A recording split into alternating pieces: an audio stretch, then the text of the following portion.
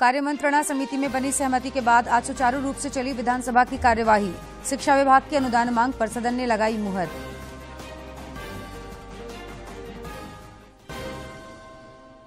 राज्यपाल सीबी राधाकृष्णन ने रांची के एक्सआईएसएस में पूर्वी भारत में महिलाओं के सशक्तिकरण और भूमिका पर आयोजित राष्ट्रीय सम्मेलन को किया संबोधित। मुख्यमंत्री हेमंत सोरेन ने झार नियोजन पोर्टल का किया उद्घाटन। राज्य के शिक्षित बेरोजगारों को मिलेगी नियुक्ति प्रक्रिया की जानकारी।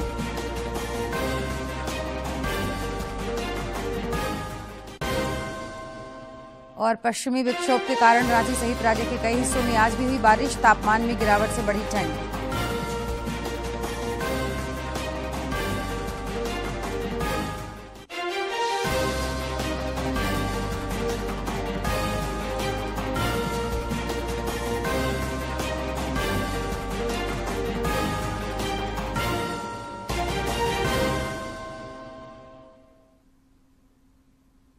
नमस्कार, खबरें झारखंड में आपका स्वागत है। मैं हूं जयलक्ष्मी और अब खबरें विस्तार से।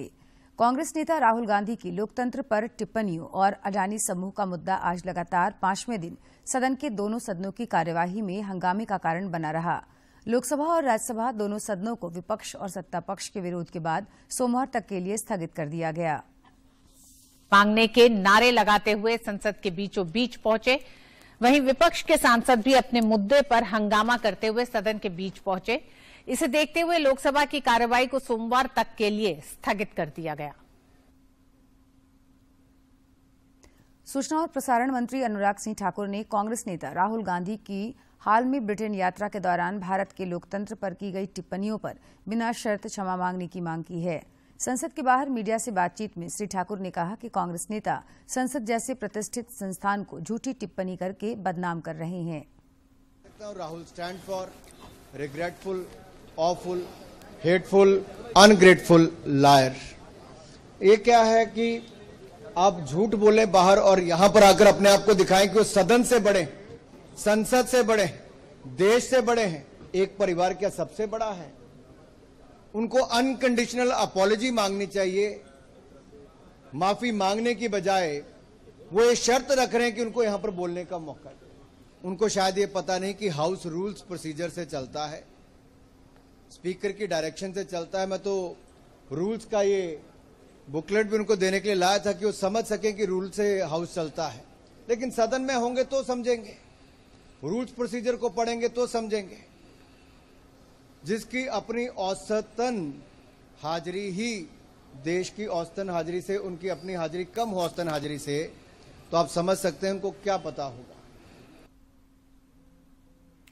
केंद्रीय जनजातीय राज्य मंत्री रेणुका सिंह ने कहा कि सरकार विभिन्न खेलों में जनजातीय छात्रों की प्रतिभा को निखारने के लिए 15 उत्कृष्टता केंद्र स्थापित करेगी। राज्यसभा में एक प्रश्न के लिखित उत्तर में उन्होंने बताया कि ये उत्कृष्ट केंद्र केंद्रीय क्षेत्रीय योजना के तहत बनाए जा रहे एकलव्य आवासीय मॉडल स्कूलों में स्थापित होंगी। राज्य के दुमका, बोकारो, गढ़वा, गिरिडीह, गुमला, जमशेदपुर और जामताड़ा जिले ने चालू वित्तीय वर्ष 2022-23 में प्रधानमंत्री खनिज क्षेत्र कल्याण योजना के तहत प्राप्त राशि का 1 रुपया खर्च नहीं किया है। केंद्रीय खान मंत्री प्रहलाद जोशी ने आज लोकसभा में सांसद संजय सेठ के एक सवाल पर सदन को अवगत कराया कि झारखंड सरकार को डीएमएफटी के तहत वित्तीय वर्ष 2020-21 में 1140 करोड़ और 2021-22 में 1666 करोड़ रुपए की आय हुई है। इस राशि को खनिज क्षेत्रों के विकास के लिए जिलावार आवंटित किया गया है, जिसे खर्च करने में चाईबासा जिला अव्वल रहा है। वहीं रामगढ़ फिसड्डी सिद्ध हुआ है। मंत्री ने कहा कि झारखंड के 7 जिलों ने चालू वित्तीय वर्ष 1 रुपया खर्च नहीं किया, जिसमें दुमका, बोकारो, गढ़वा, गिरिडीह, गुमला, जमशेदपुर और जामताड़ा शामिल है। नियोजन नीति पर कई दिनों तक गतिरोध के बाद कल कार्य मंत्रणा समिति की बैठक में बनी सहमति के बाद आज विधानसभा की कार्यवाही सुचारू रूप से चली। प्रश्नकाल, शून्यकाल और ध्यानाकर्षण में विधायकों ने अपने अपने क्षेत्र की समस्याओं को उठाया, जिस पर विभागीय मंत्री ने जवाब दिया। भोजनावकाश के बाद शिक्षा विभाग के बजट पर चर्चा हुई और इस विभाग की अनुदान मांग को मंजूरी दी गई।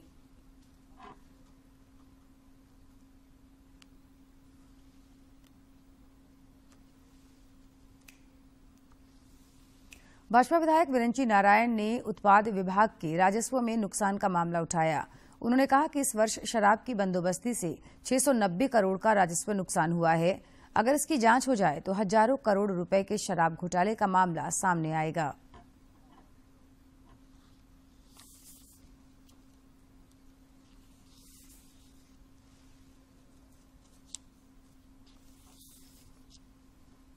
सरकार के शीर्ष स्थल पर जो लोग बैठे हैं उनका संरक्षण प्राप्त है, मुख्यमंत्री स्तर के लोगों का संरक्षण प्राप्त है। सवाल उठता है कि आप जल, जंगल, जमीन और स्थानीयता की बात करते हैं, लेकिन आपने झारखंड की कंपनी को काम नहीं देके छत्तीसगढ़ की कंपनी को बुलाकर काम दिया। ऐसी कंपनी को काम दिया जो आकर के न सिर्फ शराब का जो होलोग्राम है वो खुद छपवाने लग गई, बल्कि शराब आधा पानी डालकर पैक करने लग गई। कीमत अगर उसका किसी का 1500 रुपया तो 3000 में बेचने लग गई। राजमहल के विधायक अनंत ओझा ने शून्यकाल में संथाल परगना में सिंचाई की सुविधा उपलब्ध कराने की ओर सरकार का ध्यान आकृष्ट कराया। उधवा प्रखंड अंतर्गत उद्धव मुनि आश्रम से राधा नगर पंचायत तक उद्धव नहर चौड़ाई 200 फीट, राजमहल प्रखंड अंतर्गत डोमजल्ला नदी और हेमा नदी तथा मंगलहाट पुल से लेकर घाट जमनी पंचायत तक तेनुआ नदी का सिंचाई सुविधा उपलब्ध कराने हेतु गहरीकरण करने से क्षेत्र के हजारों एकड़ जमीन सिंचित हो पाएंगे। अतः सदन के माध्यम से मांग है कि उपयुक्त नहर नदी का गहरीकरण कराई जाए ताकि स्थानीय कृषक सिंचाई सुविधा से लाभान्वित हो सके। महोदय लगातार इसको उठा रहे, हर बार ये बड़े बड़े नहर को 200 फीट के नहर को नाला बना करके उत्तर आ जाता है। महोदय बड़कागांव की कांग्रेस विधायक अंबा प्रसाद ने हजारीबाग में रामनवमी से पहले जिला प्रशासन की कार्रवाई को लेकर चिंता जाहिर की। उन्होंने हजारीबाग एसडीओ पर पद के दुरुपयोग का आरोप लगाते हुए सरकार से आग्रह किया कि रामनवमी पर्व को धूमधाम से मनाने की इजाजत दी जाए। साथ ही जिला प्रशासन के द्वारा जिस तरह से कार्रवाई की जा रही है उस पर रोक लगाई जाए। कि जो हमारे हजारीबाग में इतना धूमधाम से पूरे जिले भर में बड़कागांव क्षेत्र में केरेडारी क्षेत्र में जो धूमधाम से रामनवमी हर साल मनाया जाता था, कहीं ना कहीं कोरोना के टाइम के बाद से रामनवमी वहां पे पूरा फीका पड़ गया है। राज्यपाल सीपी राधाकृष्णन ने आज रांची के एक्सआईएसएस में पूर्वी भारत में महिलाओं के आर्थिक सशक्तिकरण और महिला समूह की भूमिका विषय पर आयोजित राष्ट्रीय सम्मेलन को संबोधित किया। इस अवसर पर उन्होंने कहा कि महिलाओं ने कई क्षेत्रों में कीर्तिमान स्थापित किया है। झारखंड की राज्यपाल द्रौपदी मुर्मू का राष्ट्रपति पद को सुशोभित करना महिला सशक्तिकरण का सर्वोच्च उदाहरण है। राज्यपाल ने कहा कि शिक्षा व्यक्ति के सशक्तिकरण का सशक्त साधन है, इसलिए प्रत्येक बालिका को उचित शिक्षा मिलनी चाहिए।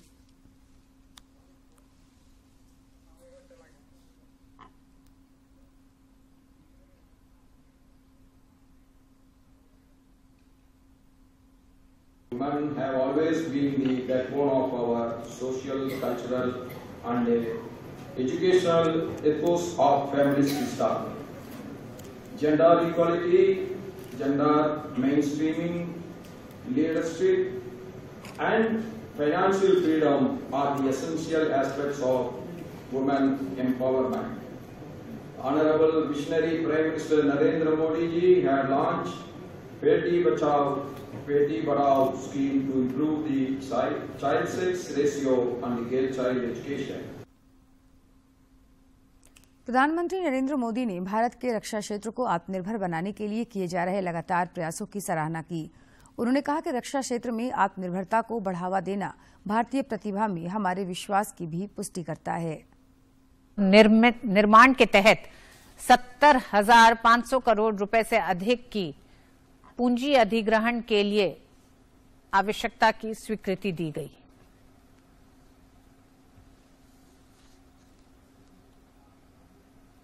इन कुल प्रस्तावों में से भारतीय नौसेना के लिए 56,000 करोड़ रुपए से अधिक के प्रस्ताव हैं। इनमें बड़े पैमाने पर स्वदेशी ब्रह्मोस मिसाइल, शक्ति इलेक्ट्रॉनिक वॉरफेयर प्रणाली, यूटिलिटी हेलीकॉप्टर, मैरीटाइम आदि शामिल है।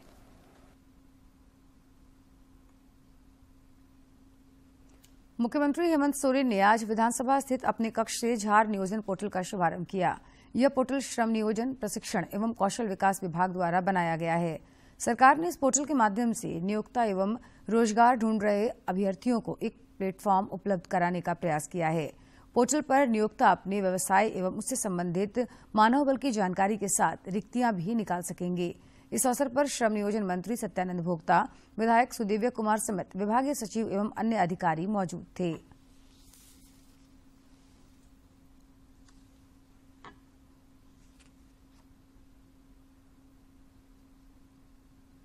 लोहरदगा जिला प्रशासन द्वारा समाहरणालय मैदान में रोजगार सह विकास मेले का आयोजन किया गया, जिसका उद्घाटन आज उपायुक्त डॉक्टर वाघमारे प्रसाद कृष्ण ने किया। इस अवसर पर उपायुक्त ने कहा कि युवाओं को रोजगार उपलब्ध कराने के लिए केंद्र और राज्य सरकार द्वारा कई योजनाएं चलाई जा रही हैं। केंद्र सरकार प्रधानमंत्री रोजगार सृजन योजना का संचालन कर रही है, वहीं राज्य सरकार द्वारा मुख्यमंत्री रोजगार सृजन योजना चलाई जा रही है।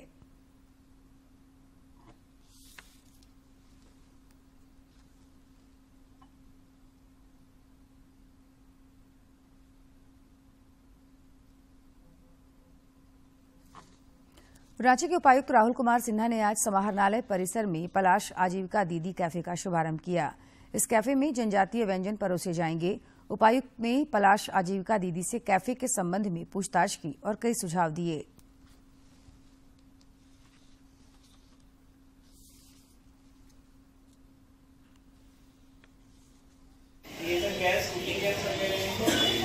ये सब होगा पूरा टोटल इन्वेस्टमेंट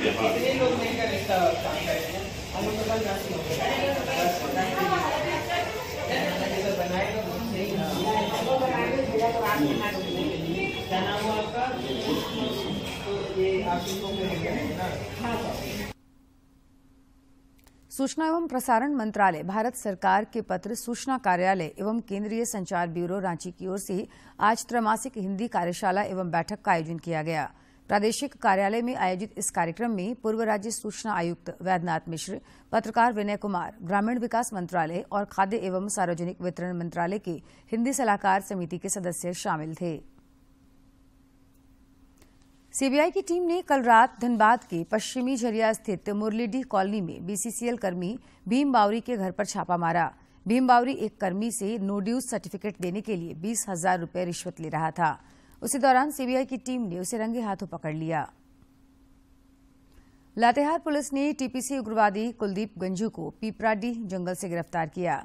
लातेहार एसपी ने बताया कि पुलिस को यह सूचना मिली थी कि टीपीसी उग्रवादी आक्रमण गंजू, सहदेव एवं कुलदीप गंजू बारिया थाना क्षेत्र की पीपराडीह जंगली क्षेत्र में लेवी वसूलने के फिराक में आए हुए थे।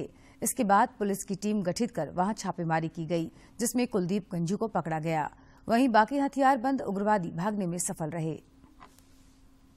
राज्य के उपायुक्त राहुल कुमार सिन्हा की अध्यक्षता में आज रामनवमी और सरहुल पर्व को लेकर शांति समिति की बैठक हुई। इस बैठक में दोनों त्योहारों में विधि व्यवस्था बनाए रखने पर चर्चा हुई। बैठक में पूर्व विधायक सह समिति के सदस्य गीताश्री उरांव सहित अन्य सदस्य मौजूद थे।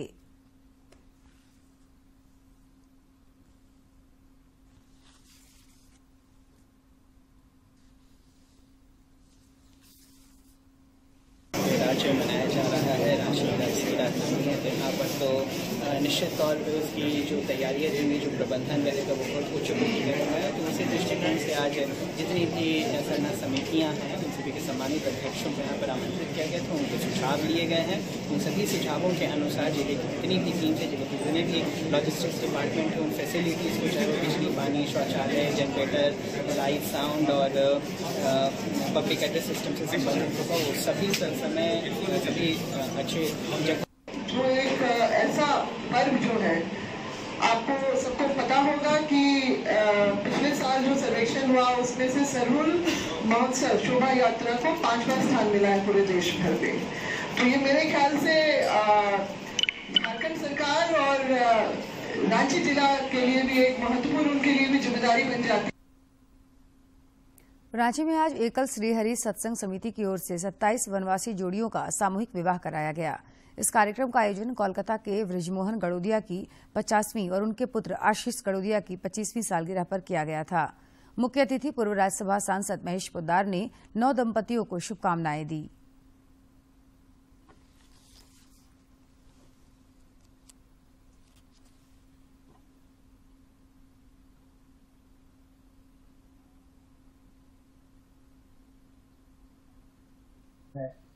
जिन्होंने पूरा जीवन अपना जीवन दान दिया है, एक निष्ठा के प्रति, एक भावना के प्रति और एक आस्था के प्रति,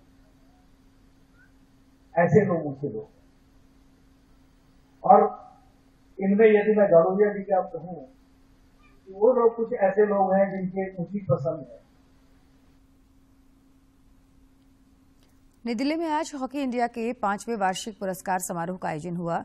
इस अवसर पर केंद्रीय मंत्री किरण रिजिजू ने विजेताओं को पुरस्कार प्रदान किया और अपने विचार व्यक्त किए। कोशिश हम लोग करते रहा। मैं खुद कई ट्रेनिंग सेंटर में जाते थे, खाना पीना से लेकर के ट्रेनिंग इक्विपमेंट्स, कोचिंग, सारा फैसिलिटी, टेक्निकल जितना भी चीज है उसका हम देखते थे और सहयोग हमारे तरफ से जो भी हो सकते थे हम करते थे। कोई पैसे का कमी से खेल बर्बाद नहीं होना चाहिए। तो लेने से लंबा हो जाएगा, लेकिन बहुत लोग खेल में जुड़े रहे। लेकिन जो सबसे महत्वपूर्ण बात है, प्रेसिडेंट ने जो कहा कि जो हमारे लीग होते हैं, जो डोमेस्टिक लीग होते हैं, वो जब तक सक्सेस नहीं होगा तो पूर्ण रूप से खेल जीवित नहीं हो सकता है। इस कार्यक्रम में अंशुता लकड़ा अवार्ड और upcoming player of the year महिला अंडर 21 का पुरस्कार झारखंड की बेटी सलीमा टेटे को मिला। उनकी इस उपलब्धि पर हॉकी झारखंड के पदाधिकारियों और विभिन्न खेल संघों के पदाधिकारियों ने बधाई दी है।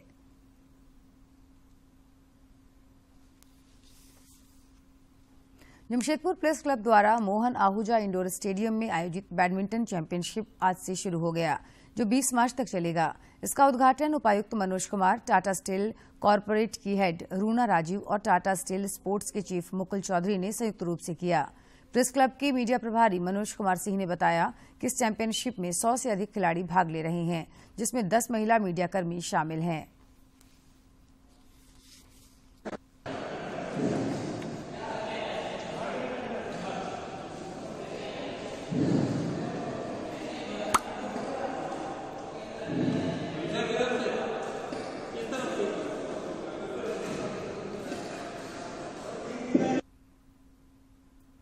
और अब कुछ खबर राज्य के विभिन्न जिलों से।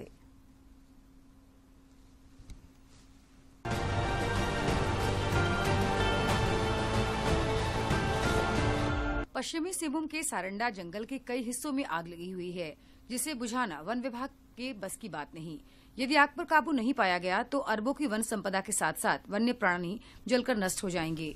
जानकारी के अनुसार वन माफियाओं द्वारा जंगल को नुकसान पहुंचाया जा रहा है ताकि उनके अवैध कारनामे पर पर्दा डाला जा सके। पश्चिमी सिंहभूम जिले में मानकी मुंडा की नियुक्ति के लिए ग्राम सभा की तिथि की घोषणा कर दी गई है।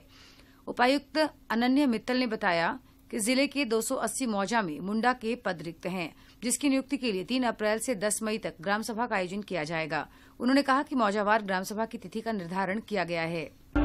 पारा शिक्षक एवं गैर पारा जेटेट सफल अभ्यर्थी संघ के आह्वान पर कल राज्य भर के जेटेट सफल अभ्यर्थी विधानसभा के समक्ष 1 दिवसीय धरना देंगे। संघ के प्रदेश अध्यक्ष कुणाल दास ने बताया कि पूर्व में मोराबादी मैदान से लेकर अल्बर्ट एक्का चौक तक आक्रोश रैली निकालने का निर्णय लिया गया था, लेकिन मैट्रिक और इंटर की परीक्षा संचालित होने के कारण प्रशासन ने इसकी अनुमति नहीं दी है। पश्चिमी सिंहभूम के उपायुक्त अनन्य मित्तल की अध्यक्षता में आकांक्षी जिला कार्यक्रम के तहत नीति आयोग के सभी सूचकांकों की मासिक समीक्षा की गई। समाहरणालय में आयोजित समीक्षा बैठक में उपायुक्त ने अधिकारियों को केंद्र एवं राज्य सरकार की सभी योजनाओं का लाभ लोगों तक पहुंचाने तथा प्रगति रिपोर्ट सौंपने का निर्देश दिया। कांग्रेस सांसद सह पार्टी के पूर्व राष्ट्रीय अध्यक्ष राहुल गांधी अप्रैल माह में रांची में एक रैली को संबोधित करेंगे, जिसकी प्रदेश स्तर पर तैयारी शुरू कर दी गई है। इससे पहले श्री गांधी 2019 के विधानसभा चुनाव के दूसरे चरण के चुनाव के दौरान प्रचार के लिए आए हुए थे। अभी रैली की तिथि और स्थान की घोषणा नहीं की गई है। हजारीबाग में सांस्कृतिक संस्था तरंग ग्रुप की ओर से वुमेन्स प्राइड अवार्ड सेरेमनी का आयोजन किया गया, जिसमें विभिन्न क्षेत्रों में उत्कृष्ट प्रदर्शन करने वाली महिलाओं को डॉल्फिन रिसोर्ट में सम्मानित किया गया। इस कार्यक्रम में लायंस क्लब और जन जागरण केंद्र ने सहयोग किया। कार्यक्रम का उद्घाटन महापौर रोशनी तिर्की और सहायक नगर आयुक्त शताब्दी मजुमदार ने किया। चाईबासा के गुआ स्थित नुया गांव में टाटा स्टील फाउंडेशन द्वारा स्वयं सहायता समूह की महिलाओं के लिए प्रशिक्षण शिविर का आयोजन किया गया, जो कल समापन हो गया। 3 दिवसीय शिविर में महिलाओं को सशक्त बनाने तथा उन्मुखी विकास का प्रशिक्षण दिया गया। बीसीकेयू का एक प्रतिनिधिमंडल कल निरसा के पूर्व विधायक अरूप चटर्जी के नेतृत्व में ईसीएल मुख्यालय में कार्मिक निदेशक आहुति स्वाइन के साथ मजदूरों की मांग पर बातचीत की। यूनियन प्रतिनिधियों ने डीपी से भूमिगत खदानों में काम करने वाले अस्थायी मजदूरों को नियमित करने, बराकर इंजीनियरिंग से पुनः उत्पादन शुरू करने, मुगमा क्षेत्र में वीटीसी ट्रेनिंग दोबारा शुरू करने सहित कई मांगे कार्मिक निदेशक के समक्ष रखी।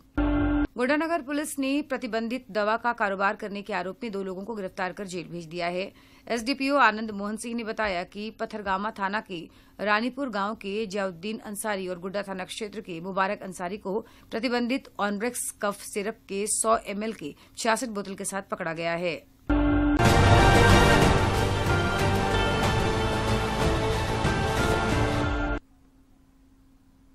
प्रधानमंत्री नरेंद्र मोदी इस महीने की 26 तारीख को मन की बात कार्यक्रम के जरिए देशवासियों के साथ अपने विचार साझा करेंगे। प्रधानमंत्री ने इस कार्यक्रम के लिए लोगों से अपने सुझाव देने का आग्रह किया। सुझाव को टोल फ्री नंबर 1800-117800 पर मिस्ड कॉल देकर रिकॉर्ड कराया जा सकता है। माई गॉव फोरम या नमो ऐप पर भी लोग अपने सुझाव दे सकते हैं। हे जन की संघर्षों के कुछ किस्से, कहानी कुछ सफलताओं की, अनकही विरासत की, उम्मीदें नए भारत की। महीने के आखिरी रविवार का रहता है इंतजार। ब्रह्मपुत्र के घाट से हिमालय के विस्तार तक होती है मन की बात प्रधानमंत्री के साथ। तो सुनिए इस महीने 26 मार्च सुबह 11 बजे मन की बात आकाशवाणी और दूरदर्शन के सभी चैनलों पर। आप भी माननीय प्रधानमंत्री के मन की बात का हिस्सा बन सकते हैं। इसके लिए आप अपने सुझाव post box number 111 Akashvani Delhi को भेज सकते हैं। इसके अलावा नमो ऐप या माई गॉव के ओपन फोरम में पोस्ट कर सकते हैं। तो याद रखें 26 मार्च सुबह 11 बजे मन की बात। पश्चिमी विक्षोभ के कारण आज भी राजधानी रांची सहित राज्य के कई हिस्सों में हल्के से मध्यम दर्जे की बारिश हुई। अचानक मौसम में बदलाव होने और तापमान गिरने से एक बार फिर ठंड बढ़ गई है। मौसम विज्ञान केंद्र रांची ने कहा कि अगले कुछ दिनों तक मौसम में बदलाव देखने को मिलेगा और कुछ जगहों पर बारिश हो सकती है।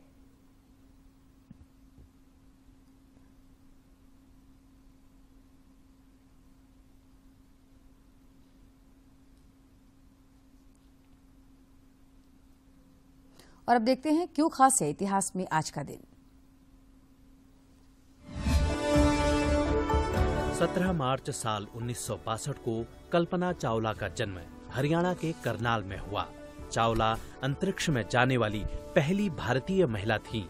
उनका पहला अंतरिक्ष मिशन 6 अंतरिक्ष यात्री चालक दल के रूप में शुरू हुआ। इस दल ने अंतरिक्ष शटल कोलंबिया की उड़ान STS-87 को उड़ाया था। अपने पहले ही मिशन पर चावला ने पृथ्वी की 252 कक्षाओं में 10.4 मिलियन मील से अधिक की यात्रा की। 16 दिन के इस मिशन से कल्पना 5 दिसंबर 1997 को सफलतापूर्वक पृथ्वी पर लौट आई। जनवरी 2003 को कल्पना ने कोलंबिया की उड़ान STS-107 से अपना दूसरा मिशन शुरू किया। सभी तरह के अनुसंधान और विचार विमर्श के बाद वापसी के समय कोलंबिया पृथ्वी के वायुमंडल में प्रवेश के समय दुर्घटनाग्रस्त हो गया। इसी के साथ अंतरिक्ष पर पहुंचने वाली पहली भारतीय महिला कल्पना चावला की दूसरी अंतरिक्ष यात्रा ही उनकी अंतिम यात्रा बनी। और अब देखते हैं कारोबार जगत से जुड़ी कुछ प्रमुख खबरें। अमेरिका में तीसरे बैंक को डूबने से बचाने के लिए 11 बैंकों का समूह आगे आया। फर्स्ट रिपब्लिक इस बार अपने प्रतियोगी द्वारा बचाया जाने वाला नवीनतम बैंक बन गया है। 11 उधारदाता बैंकों के एक समूह का कहना है कि वो फर्स्ट रिपब्लिक बैंक को जमा और पूंजी के तौर पर $30 अरब की सहायता देंगे, जिसके तहत bank of America, city group, JP Morgan chase और वेल्स फार्गो $5 बिलियन जमा करेंगे। वहीं गोल्डमैन सैच और मॉर्गन स्टेनली $2.5 बिलियन जमा करेंगे। अतिरिक्त $5 अरब 5 अन्य बैंकों की ओर से दिए जाएंगे। क्रेडिट स्विस ग्रुप एजी के अमेरिकी शेयरधारकों ने इस बीच स्विट्जरलैंड के बैंक पर मुकदमा दर्ज किया है। वित्तीय समस्याओं का छिपाने के लिए बैंक पर धोखाधड़ी करने का आरोप लगाया गया है।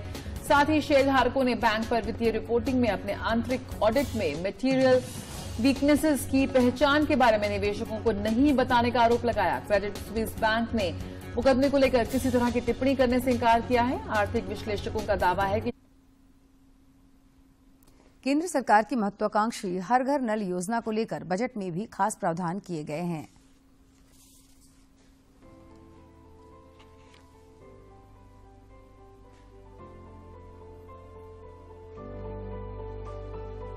पहले गरीबों और वंचितों के सशक्तिकरण की बात सिर्फ नारों और वायदों तक रह जाती थी सीमित। मौजूदा सरकार ने सुशासन के जरिए समाज के सबसे वंचित तबके का किया है सशक्तिकरण। साल 2023-24 के केंद्रीय बजट में भी अंतिम छोर तक पहुंचने के लिए सुशासन पर बल दिया गया।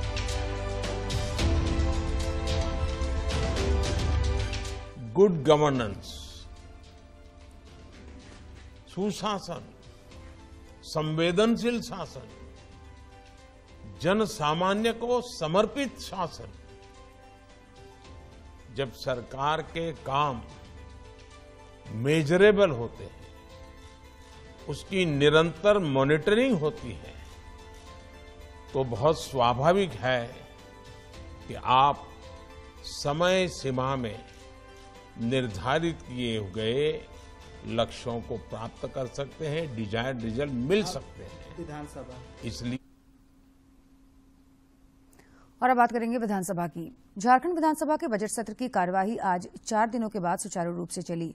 प्रश्नकाल के दौरान कांग्रेस विधायक इरफान अंसारी ने 108 एम्बुलेंस योजना को लेकर सवाल उठाया। उन्होंने कहा कि इससे मरीजों को कोई लाभ नहीं मिल रहा। इस पर स्वास्थ्य मंत्री बन्ना गुप्ता ने कहा कि राज्य में 337 एम्बुलेंस की सेवा 108 के माध्यम से दिया जा रहा है। जरूरत पड़ने पर एम्बुलेंस दूसरे राज्यों में भी भेजे जाते हैं। माले विधायक विनोद सिंह ने अल्पसूचित प्रश्न के माध्यम से राज्य के कर्मचारियों, पदाधिकारियों और पेंशन भोगियों को कैशलेस बीमा का लाभ देने की मांग की। उन्होंने कहा कि वर्ष 2014 में ही राज्य सरकार ने कैशलेस स्वास्थ्य बीमा का संकल्प जारी किया था, लेकिन अब तक लागू नहीं हुआ है।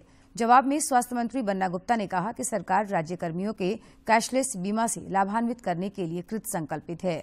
पूर्व में संकल्प निकला था, जिसमें कुछ संशोधन कर वित्त एवं कार्मिक विभाग को भेजा गया है। उन्होंने कहा कि 2 महीने में संकल्प जारी हो जाएगा।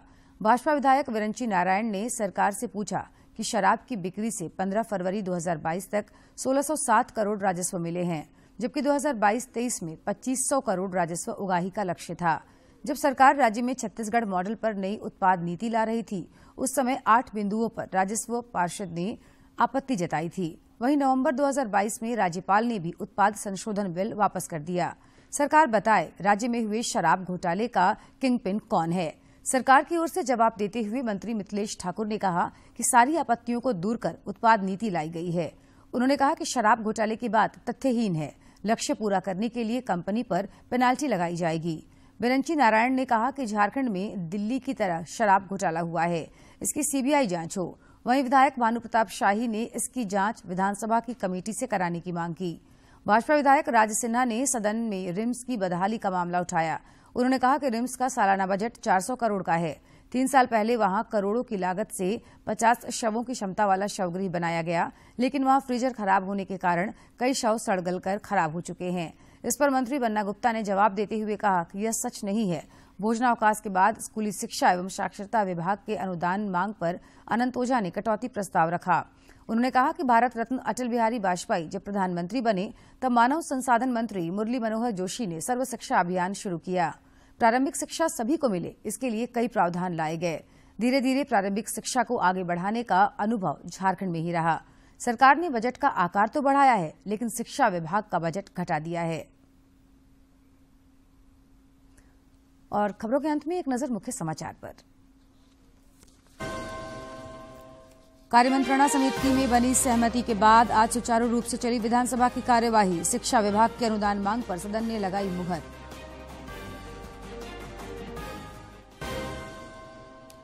राज्यपाल सीपी राधाकृष्णन ने रांची के एक्सआईएसएस में पूर्वी भारत में महिलाओं के सशक्तिकरण और भूमिका पर आयोजित राष्ट्रीय सम्मेलन को किया संबोधित।